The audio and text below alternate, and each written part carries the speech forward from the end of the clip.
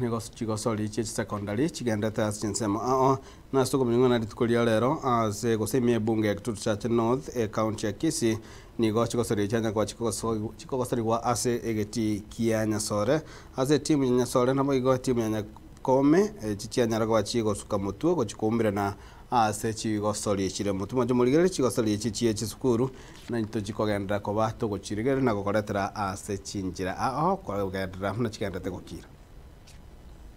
Kwa majina naitwa Lamek Marita, mfunzi wa soka ya timu ya Nyasore. Leo hii tumekuwa mchezo wa mwisho wa subzonals na tumekuwa na mchezo wa shule za upili. Tumeweza kucheza na wenzetu kutoka shule ya upili ya Nyakome. Mchezo wa leo umekuwa mzuri sana, naona vijana walikuwa wamejipanga vizuri sana. Kwa upande wangu nilikuwa nimejipanga na mchezo hii, kumbuka nilianza kujipanga kitambo sana. Kuanzia Januari tunaendelea na mazoezi hivyo. Mpaka leo tumekutana na shule ya Nyakome ambayo imeleta upinzani mkuu na tunashukuru kwa hiyo challenge ambayo wametupea. Saa hii ukiangalia game za high school si kama kitambo. Vijana wako tactical, wanajua kucheza ball, wanajua ni when to execute the pass, wanajua ni wakati gani ambao wanafaa kufunga.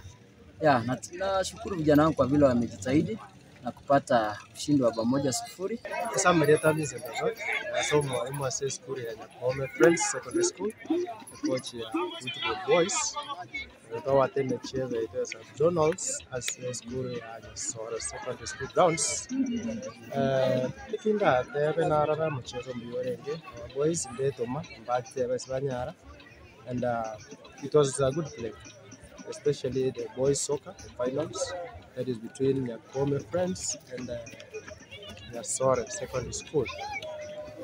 Bernard Ogechi, msimamizi wa soka Nyasore na pia nasimamia Marani Zone kama Marani Zone katika mambo ya michezo. Very competitive katika upande wa volleyball. Heramba ilikuwa very competitive na imequalify pamoja na Kiareni, na tunadhani kwamba hizi timu zinaenda pia mpaka sub county na huenda ndio zitaenda mpaka county moja yao kati ya zile zimetoka hapa.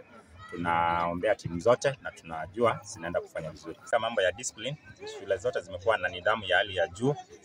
Shida ambayo imekuwa hii msimu ni mvua tu. Mvua kama jana ilinyesha kweli kweli na ikaharibu, ndio maana tumefika siku ya leo, siku ya pili ya mchezo. Lakini timu ziko disciplined, walimu wameleta wanafunzi wako disciplined na tunaomba hiyo iendelee mpaka tufike sub county na hata tuende county.